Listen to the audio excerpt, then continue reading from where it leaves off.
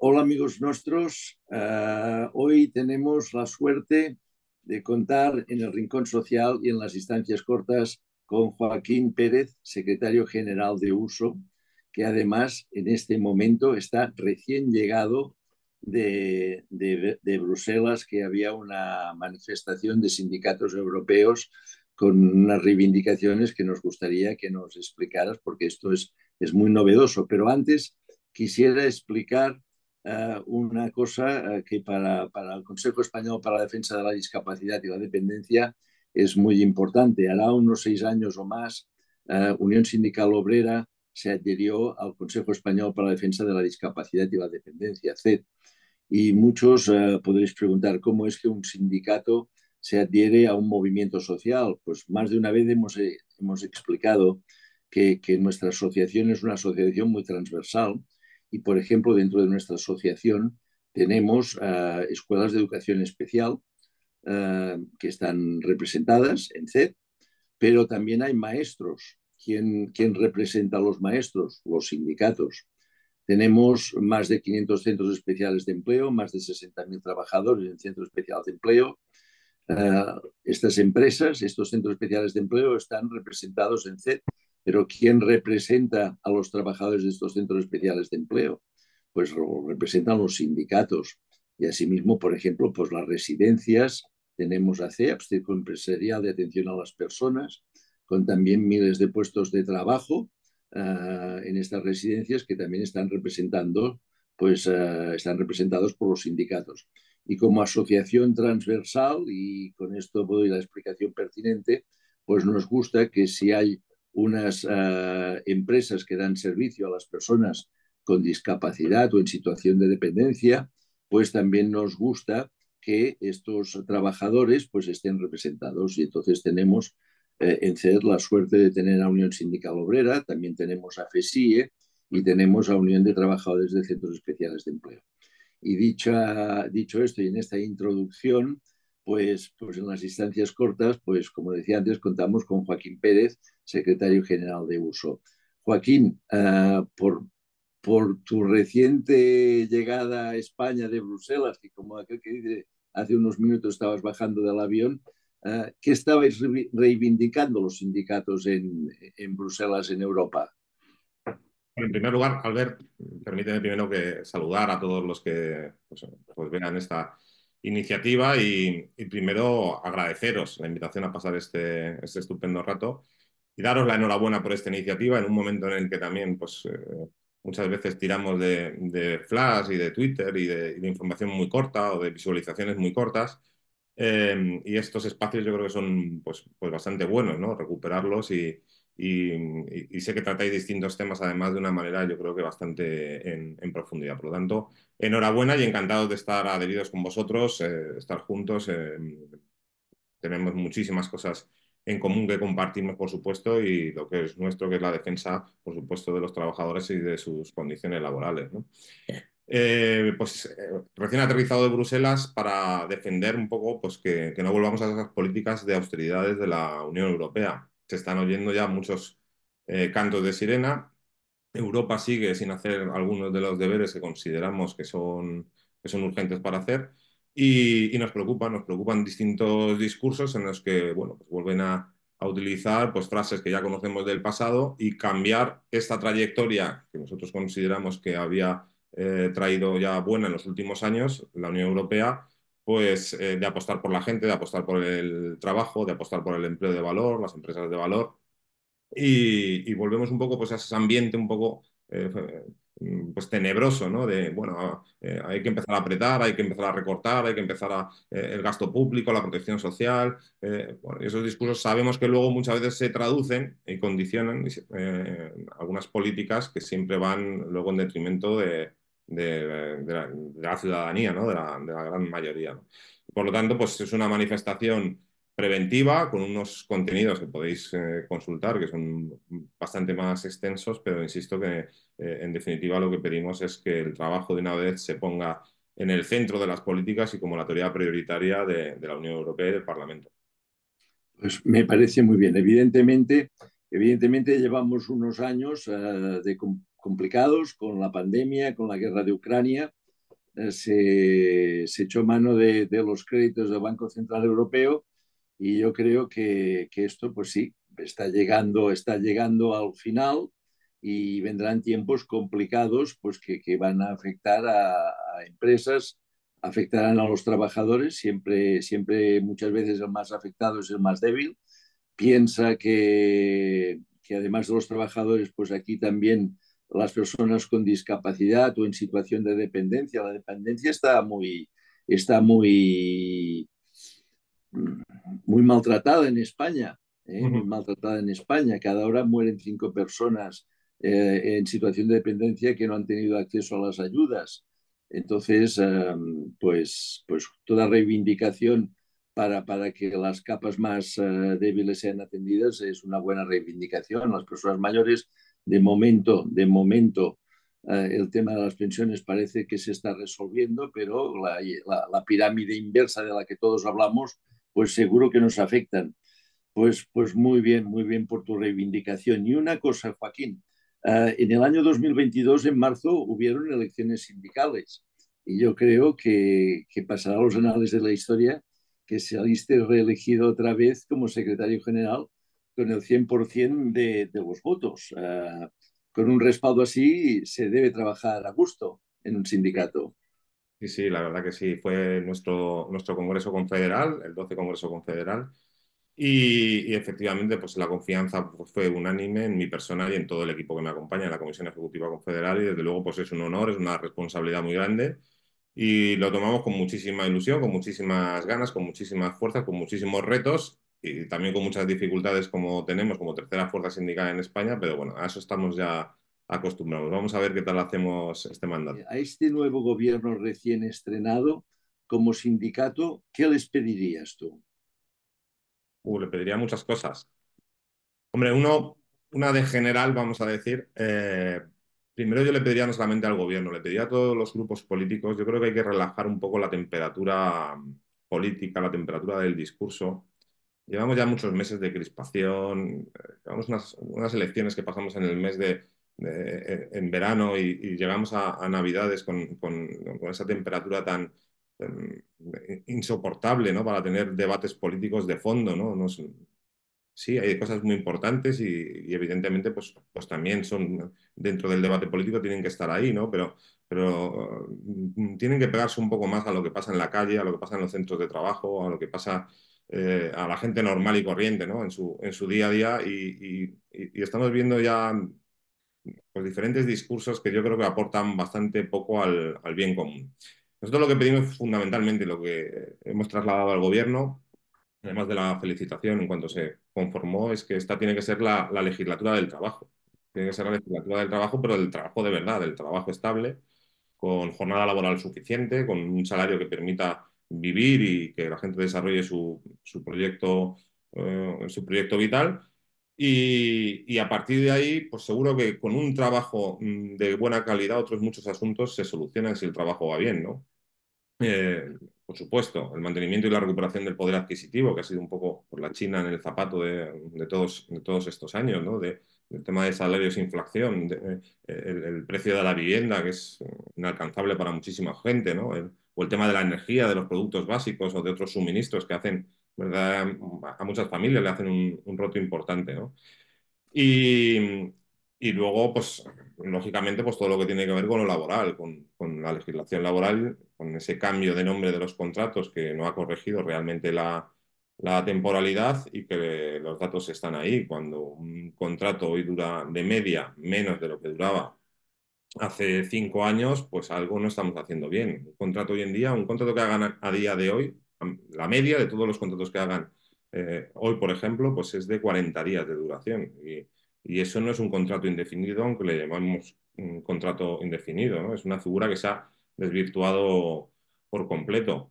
Otro gran debate que tiene que haber en esta legislatura es el debate de la jornada laboral. En fin, bueno, pues todos los cambios, llevamos con una misma jornada laboral de 40 horas máxima, que no efectivas, que son los datos son otros, pues ya muchísimos años, ¿no? Bueno, pues ha cambiado, la tecnología ha cambiado la organización del trabajo y por lo tanto, pues es un debate que hay que abrir y hay que debatir con serenidad, bien estudiado, no es una cuestión de soflamas, es una cuestión también de por dónde queremos ir en el futuro, ¿no? Todo el tema de la automatización del trabajo, por ejemplo, en muchos sectores, pues permite perfectamente margen más que de sobra para hablar de jornada de trabajo máxima muy inferior a las 40 horas, ¿no? Hay que hablar de la parcialidad involuntaria, que afecta fundamentalmente a mujeres y que los datos vamos, son brutales. Muchísima gente se le está dando un trabajo con una jornada que es que no permite ni cubrir las necesidades básicas, insisto, y un porcentaje altísimo, 2 de cada 3 son mujeres, ¿no? Y otro debate urgente es el tema del salario mínimo interprofesional. Un salario mínimo interprofesional que sabemos cuál es su papel hoy, es digamos, las tablas salariales del Estatuto de los Trabajadores, es el mínimo por abajo, ¿no? Sí, sí. Sabemos que... Vosotros, Unión Sindical Obrera, es un sindicato importante, es el tercer sindicato en España, pero es curioso, siempre la gente habla de comisiones, habla de UGT y se queda aquí. Y entonces, pues hay otros sindicatos, como antes yo mencionaba en mi introducción, y algunos otros más. Y ¿Tú cómo te sientes tratado? Unión Sindical Obrera, ¿cómo se siente tratado con respecto a comisiones, a UGT? ¿Crees que tendría que cambiar el estatus? ¿Os sentís cómodos tal como estáis? ¿Os sentís maltratados, diferenciados? ¿Cómo os sentís? Pues nos sentimos bastante maltratados, ¿no? En España hay una ley orgánica de libertad sindical, que es muy antigua, es una tara democrática que tiene nuestra legislación, en la que se pone una serie de impedimentos para que otros sindicatos puedan crecer. Impedimentos, voy a poner ejemplos muy cortitos, pero por ejemplo, yo no puedo preavisar unas elecciones sindicales en un sector en el que no tengo más del 10%, aunque tenga afiliados en la empresa, la mitad de la afiliación de la plantilla sea mía, ¿no? Por ejemplo, pues yo no puedo preavisar y por lo tanto crecer y tener participación en las elecciones sindicales, ¿no?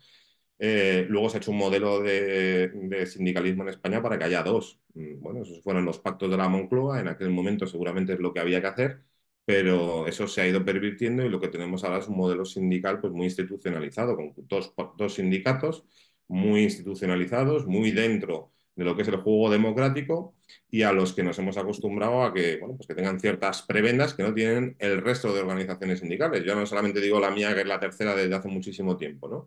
El resto de organizaciones sindicales que están igualmente discriminadas, ¿no? Y por lo tanto, pues en las mesas de negociación, pues los únicos que se pueden sentar sí o sí, aunque no tengan ni un solo delegado en ese sector, aunque no tengan ni un solo afiliado en ese sector, por la Ley Orgánica de Libertad Sindical y la consideración que tienen de sindicatos más representativos, se pueden sentar en todas las mesas, ¿no?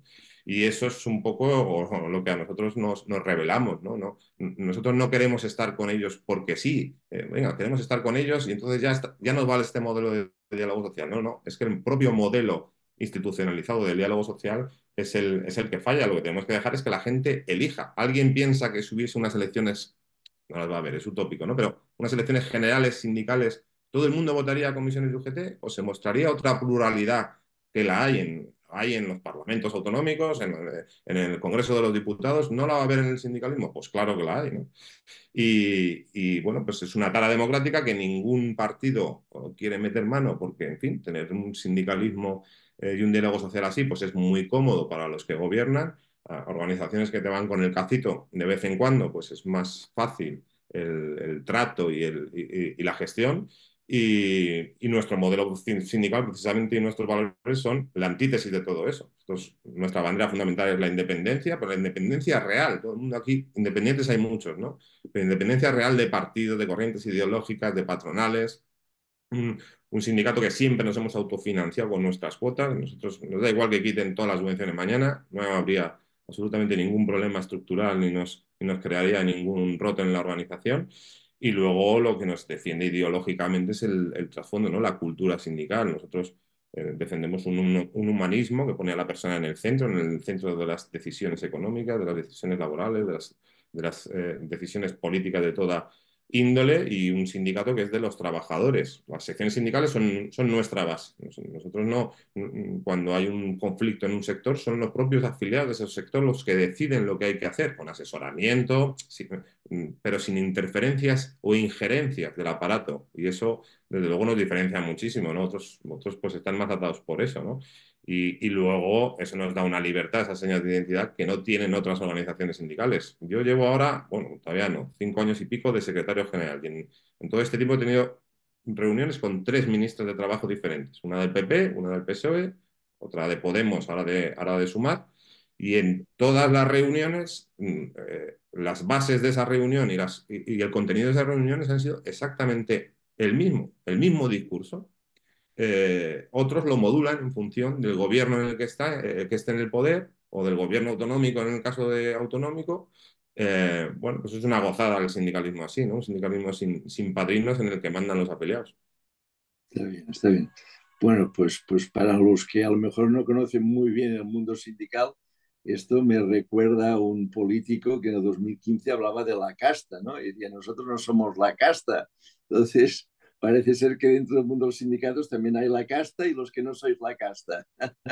Hay una diferencia, que algunos de los que decían que la casta luego han sido sospechosos de ser casta. Nosotros llevamos 60 años sin serlo. Bueno, muy bien, pues a continuar. Y estas diferencias sindicales entre sindicatos, después en el momento en que hay negociaciones y tal, crean conflictos también en la mesa negociadora o... En muchas ocasiones no, en la mayoría de las reivindicaciones en empresa, bueno, pues procuramos tener plataformas conjuntas, reivindicaciones conjuntas y, bueno, a veces a ellos les cuesta porque siempre quieren tener un protagonismo que aunque no lo tengan incluso a nivel de esa empresa o de ese sector, pues muchas veces quieren tener. Y muchas veces hay diferencias, evidentemente, pero cuando uno está hablando de derechos de la gente y de los centros de trabajo, tiene que sacudirse las siglas y pensar en la gente, insisto, y que manden los propios afiliados que hay en ese centro de trabajo y no las estructuras, ¿no? Eh, tenemos lecturas distintas de muchas cosas, ¿no? Ahora, por ejemplo, las lecturas que hay respecto bueno, pues al ambiente laboral, de que va todo bien, bueno, cosas mejorables, pero que va todo bien, oye, pues no tenemos esa misma lectura con ellos. Nosotros compartimos espacios internacionales como la Confederación Europea de Sindicatos. Ayer nos manifestábamos junto a comisiones y UGT también en la Unión Europea. Evidentemente, todo eso nos une, pero no podemos tener esas lecturas iguales sobre la realidad. Seguimos líderes de desempleo en la Unión Europea. En jóvenes más que duplicamos la tasa de desempleo de la Unión Europea. La pérdida de poder adquisitivo ha sido generalizada en este país, pero además partiendo de una base mucho más baja que la media salarial europea. Hace de un mes conocíamos el último informe de Cáritas con el incremento de las desigualdades y de la pobreza en España. Hoy en día el acceso a la vivienda es un sueño con todo bueno, con todo lo que tiene eso antropológicamente y de composición de la propia sociedad y del futuro, ¿no? ¿Cómo vamos a decir lo que no vemos? Porque uno quiera dar una visión de que parece bueno, pues de que vamos por el buen camino, ¿no? Eh, a ellos les viene muy bien este sistema sindical, insisto, por la Ley Orgánica de Libertad sindical y por esas prebendas, y desde luego pues también les conviene moverse muchas veces en unos terrenos que para nosotros son cuestionables. Y se lo vamos a decir a este gobierno, al anterior ya se lo dijimos, y al que venga, si sigue todo igual, evidentemente lo diremos igual. Sí, sí. En una entrevista en The Objective, tú mencionabas que hoy en España se están trabajando 400.000 horas menos que en el año 2019 y que tenemos el peor empleo de la Unión Europea. Estos datos, ¿de dónde los sacas? Porque claro, si cuando escuchas el telediario, pues tenemos el mayor número de afiliaciones, tenemos el mayor número de empleados, la tasa de paro está bajando y en cambio tú dices que trabajamos 400.000 horas menos que hace 5 años. Ujú. ¿Qué nos dices al Pero respecto? los datos son estadísticas oficiales. Evidentemente los datos no se pueden inventar. Otra cosa es que los políticos muchas veces juegan a ver dónde recorto un poco el dato, y según lo recorte, pues, una gráfica de un colorcito o de otra, pero son datos del SEPE, del Instituto Nacional de Estadística y de la Contabilidad Nacional. Son todos públicos, se publican algunos mensualmente, otros trimestralmente, y se pueden ver. Lo que no vale es jugar con los números bueno, en función de cómo los coja me va muy bien, ¿no? Por ejemplo, el número total de desempleados, es decir, las personas que no trabajan o que no están ocupadas. Los que están registrados en los servicios públicos de empleo son 3.246.000. Entonces, a nosotros nos dicen, parados registrados, 2.730.000. Y dices, oye, pues ¿de dónde sacas los 500.000 que me faltan para la cifra que estás diciendo? Pues es muy sencillo. Si viene desglosado, pero hay que leer un poquito más abajo. Hay un capítulo que se llama Otros no ocupados, que están en formación, que no se contabilizan para los parados registrados, que son 200.000. 200.000, ¿eh?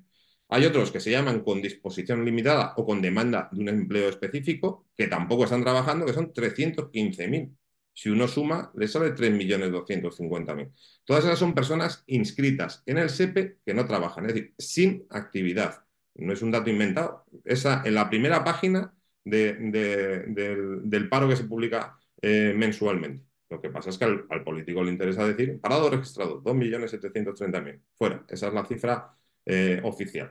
Hay evidentemente, la afiliación respecto a la entrevista a la que decía referencia pues ha mejorado, es una entrevista ya hace un poquito de tiempo, pero los datos de afiliación no significa que hayan mejorado las horas trabajadas. Es decir, ahora mismo las horas trabajadas son prácticamente las mismas que antes de la pandemia, en el año 2019. Es decir, tenemos récord de afiliación trabajando las mismas horas. No hace falta ser matemático. No encaja.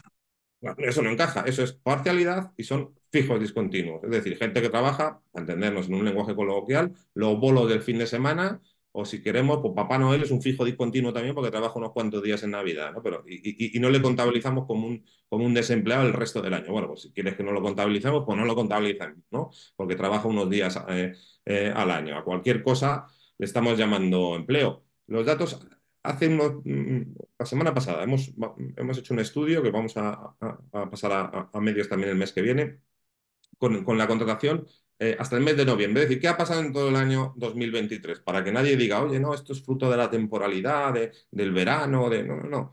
Bueno, pues ahora mismo el 20% de los contratos son inferiores a una semana. De todos los que se han hecho desde enero hasta noviembre, que es lo que hemos recortado, ya lo haremos hasta diciembre, ¿no? Es decir, uno de cada 5 contratos que se han realizado en los primeros meses del año, en esos 11 primeros meses del año, dura menos de una semana. Este es el empleo. Esta es la foto finish del empleo que tenemos en España. Solo el 56% de todos esos contratos que hemos hecho hasta noviembre, solo el 56% tiene una jornada completa de trabajo, que por cierto afecta, insisto, mayoritariamente a mujeres. Solo el 56%.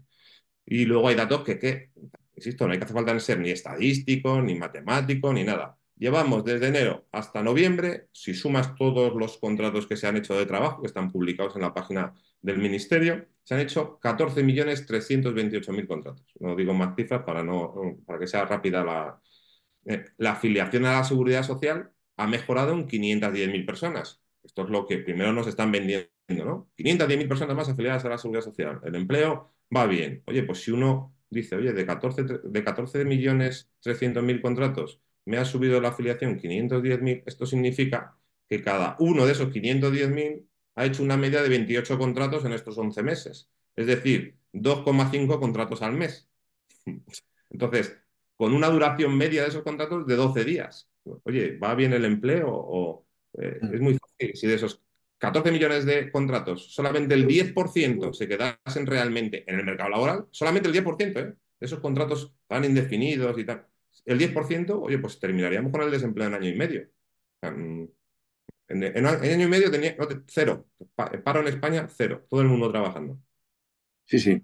Lo que pasa que piensa que el común de los mortales, los que no estamos en un sindicato como tú o en el Ministerio de Trabajo, pues claro, no sabemos sacar punta al lápiz como lo hacéis vosotros y no somos capaces de analizar como analizáis vosotros. Al final, pues compramos lo que nos venden, pero sí que te diré que sin llegar a este profundo análisis que haces tú, eh, se ven cosas que son bastante aparentes.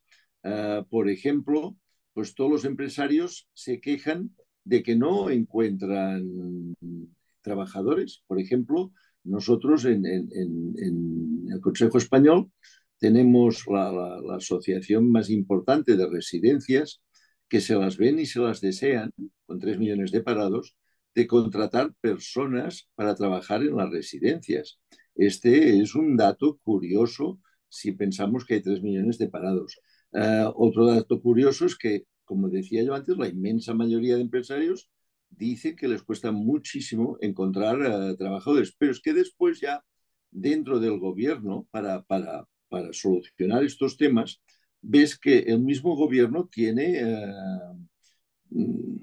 opiniones diferentes. Entonces, Nadia Calviño decía que, pues, bueno, no se podía estar rechazando contratos y cobrando el paro, y en cambio la ministra de Trabajo, dentro del mismo gobierno, decía que esto no podía ser operativo y que no se tenía que realizar. Es decir, que las maneras que se proponen para acabar con el paro, pues son muy diversas, pero la realidad es que con el paro no se acaba y hay la situación que hay, mal para el trabajador y mal para el empresario y mal para las arcas del Estado que están pues subvencionando a millones de trabajadores. Entonces, a ver si esta pregunta es complicada o no para ti. Supongo que no, porque ya has toreado en muchas plazas, ¿no? Tú, entre la ministra de Empleo, Yolanda Díaz, y Nadia Calviño, ¿qué es lo que harías para reducir el número de parados? ¿Cómo dinamizarías más el mercado de empleo? ¿Cómo acotarías más los que realmente son parados de verdad y las personas que a lo mejor pues la situación del paro les está bien? Aunque decir esto pues a lo mejor no es políticamente correcto. ¿Qué haría Unión Sindical Obrera al respecto en el mercado de trabajo en estos próximos 4 años?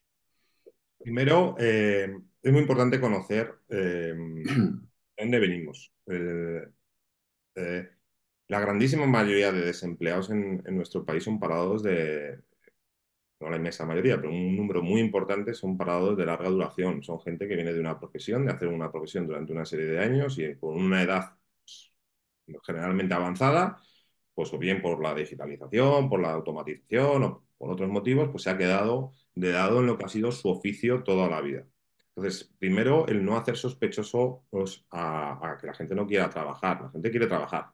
La gente quiere trabajar, vivir con normalidad, etcétera, ¿no? Lo que no quiere, lógicamente, es trabajar o coger un trabajo en el que cobre menos que lo que ha generado durante toda su carrera laboral en desempleo, por ejemplo. O que sea de un sector en el que no ha trabajado nunca, y en el que no tiene además ningún interés o ni siquiera lo tiene cerca de donde tiene su familia, o etcétera, etcétera, ¿no? Yo me acuerdo siempre del presidente de la CEST que terminó, por cierto, en la cárcel diciendo que los jóvenes se fueran a trabajar a Nepal, ¿no? Si fuera necesario. Por lo tanto, eso es una primera consideración, que el parado quiere trabajar. La grandísima mayoría del parado quiere trabajar. Y lo digo porque hay un discurso por ahí de, no, los que cobran una paguita. No, lo que la gente, lógicamente, también hay que ver el microempleo que hay en algunos sitios con microsalarios. Entonces, pues, evidentemente, eso no es atractivo para ningún trabajador y eso no se puede obligar a la gente a decir, no, tú tienes que trabajar 2 horas el fin de semana. Luego también hay varios déficits administrativos que impiden o que ponen muy difícil a la gente, para coger trabajos pequeñitos.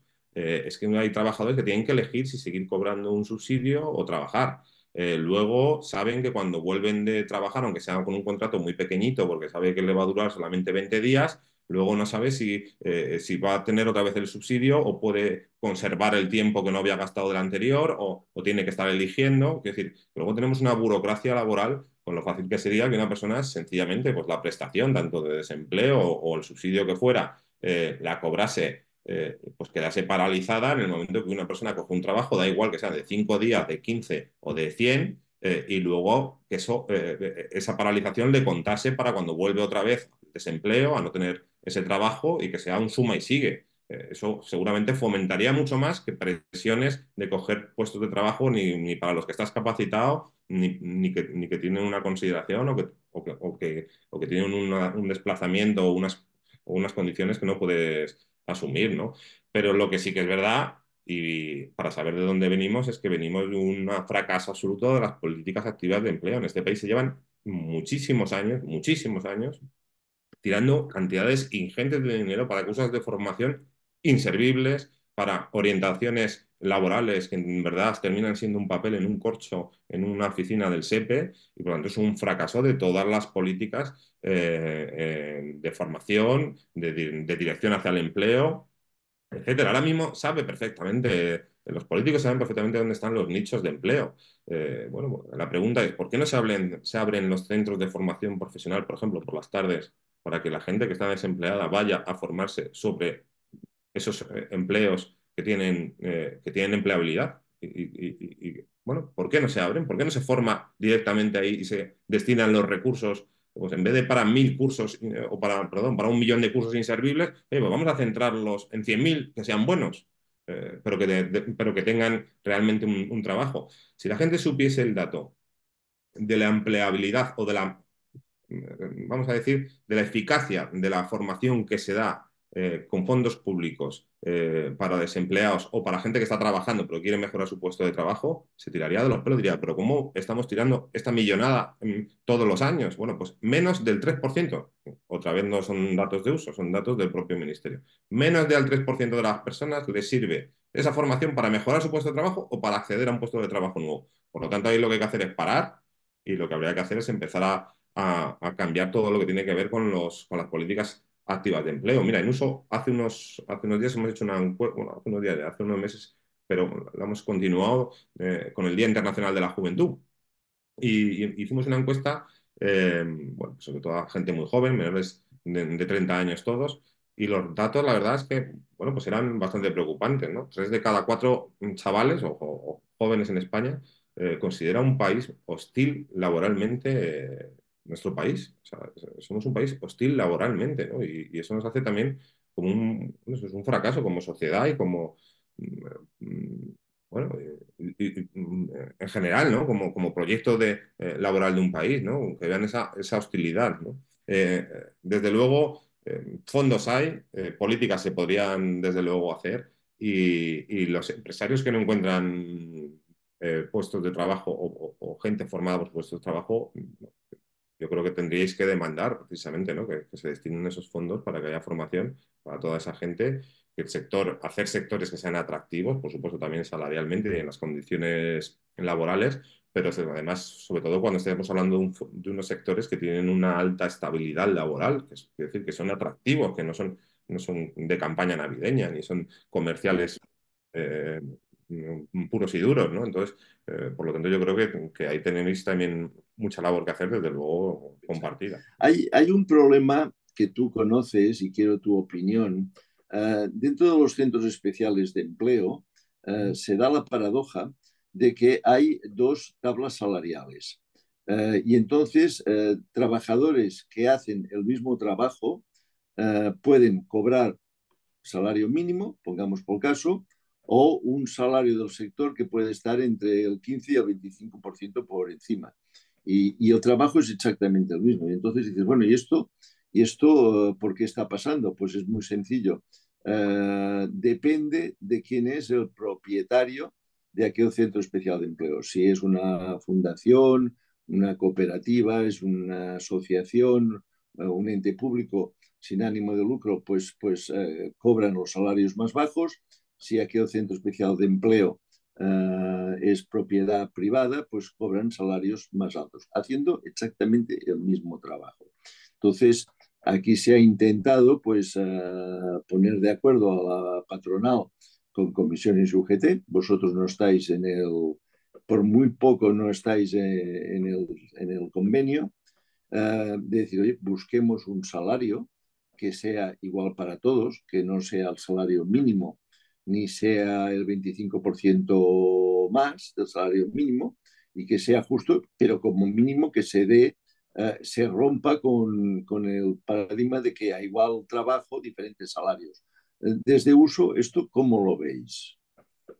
Pues radicalmente a favor de que igual trabajo, igual salario, en este ámbito y en cualquier otro. Lo hacemos en el resto de sectores donde tenemos mucha presencia, por ejemplo, en el educativo, pues reivindicamos que que no puede estar en función del tipo de centro que sea, si es privado, concertado o es público, o es el salario de la gente, el trabajo de un profesor es el mismo en un colegio que en otro. Entonces, es una absoluta barbaridad el que tengamos, o no sé, o en el sector aéreo, ¿no? Por ejemplo, ¿no? Que tenemos también muchísima presencia, ¿no?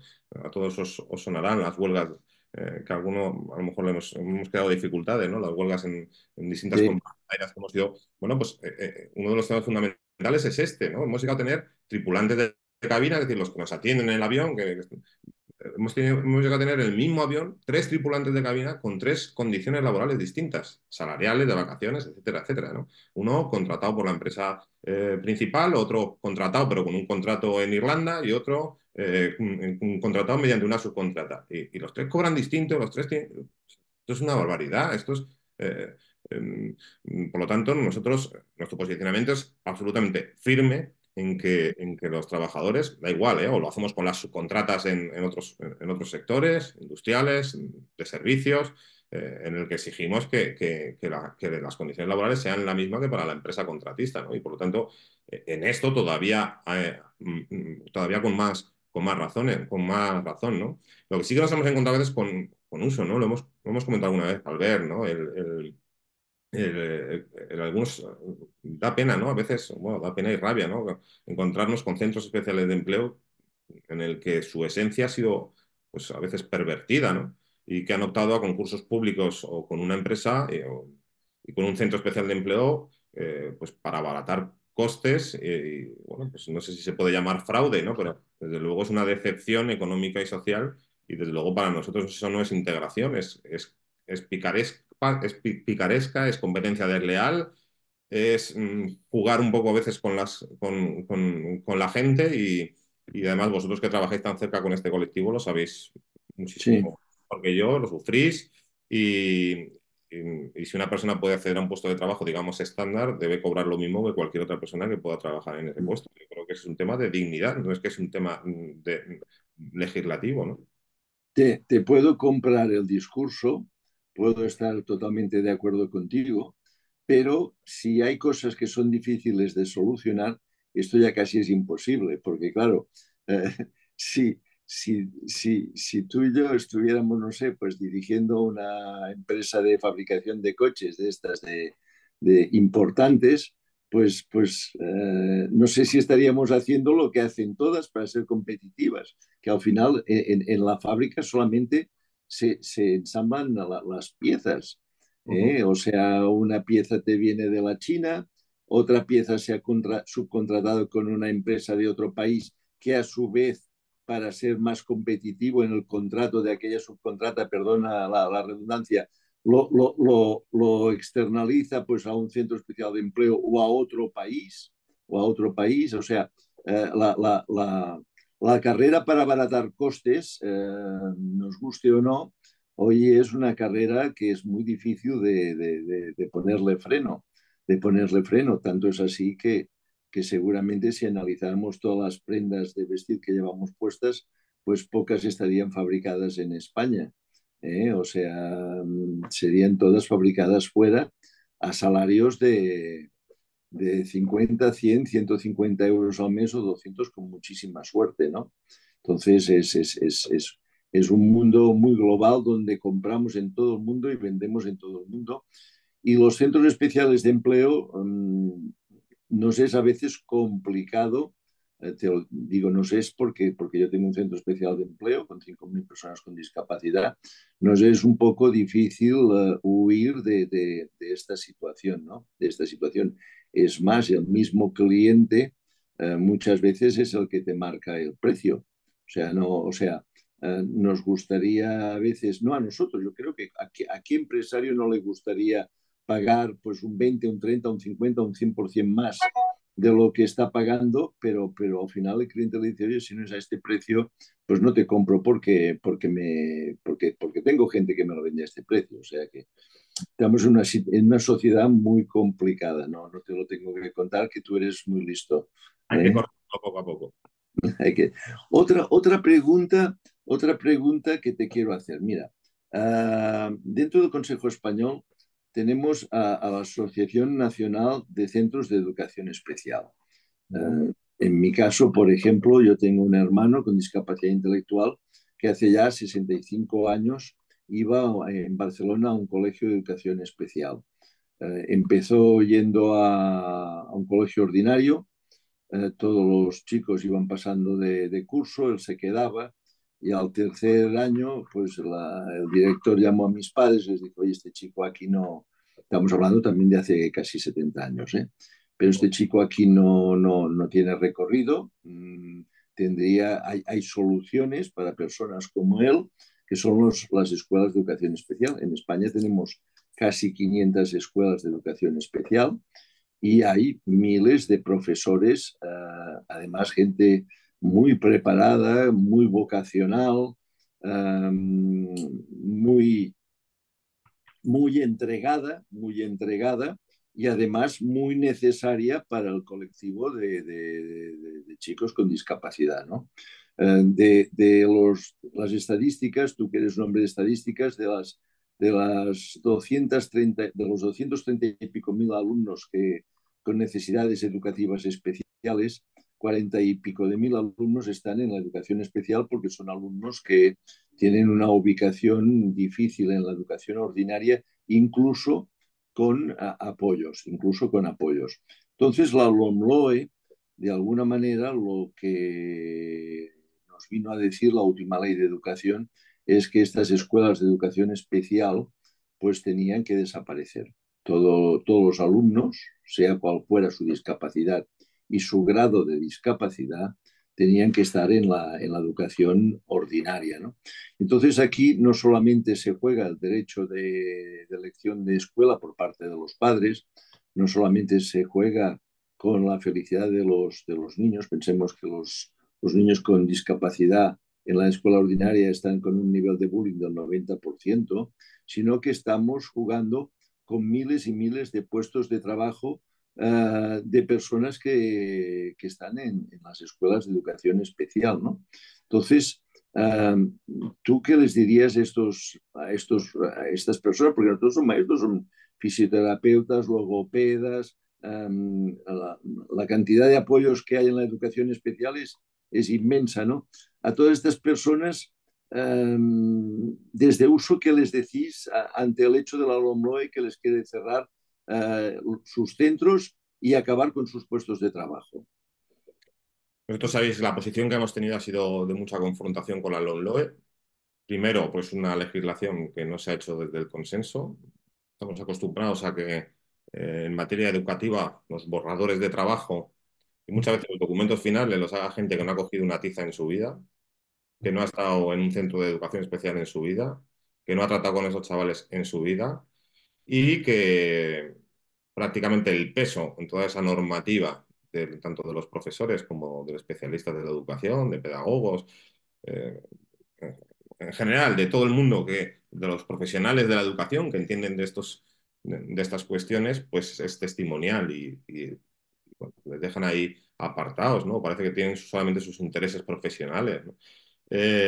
Todo el mundo que ha estado en el mundo educativo, tanto en la enseñanza, digamos, ordinaria como en la de educación especial, sabe perfectamente que, pues, que hay alumnos que tienen que estar en la enseñanza reglada normalizada y otros alumnos que es absolutamente imposible y es contraproducente, principalmente para ellos mismos, el que estén en la enseñanza normalizada. Por lo tanto, bueno, si uno quiere hacer un ejercicio que parece que es de buenismo, ¿no? Y de decir que no todos integrados en la misma escuela, sea cual sea la discapacidad y sea cual sea su necesidad de atención, o haciendo un tutum revolutum de lo que son distintas discapacidades además, etcétera, pues sinceramente, y perdón si soy un poco ofensivo, pero son unos ignorantes, insisto, y que no tienen absolutamente ni idea, ¿no?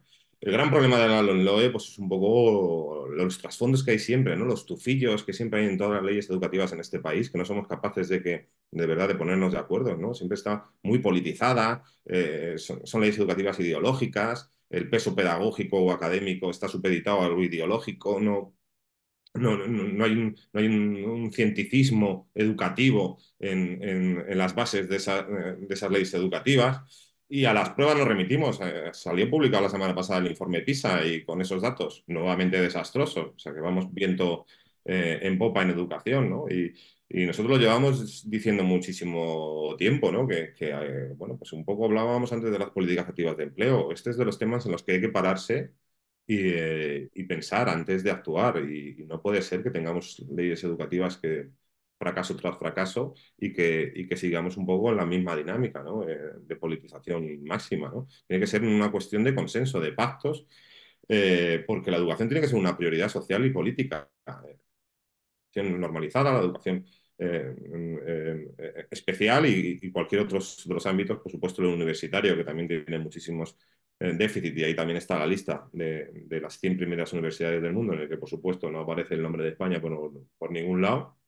Y, y tiene que haber medidas muchísimo más eficaces para una mejor atención y también para las condiciones de ese profesorado y no solamente del profesorado, de todos los que trabajan en el ámbito educativo, porque la mejora de ese rendimiento académico y del avance de esos alumnos depende muchísimas veces de las condiciones también laborales de todas esas personas, ¿no? Yo cuando hablo de educación vengo del mundo de la educación, pero me considero sin criterio suficiente como para maximalismos, ¿no? Yo siempre recuerdo mucho, o recomiendo mucho a Gregorio Luri, que es un autor que me gusta muchísimo y que habla de esa salir de ir hacia esa pedagogía del conocimiento y,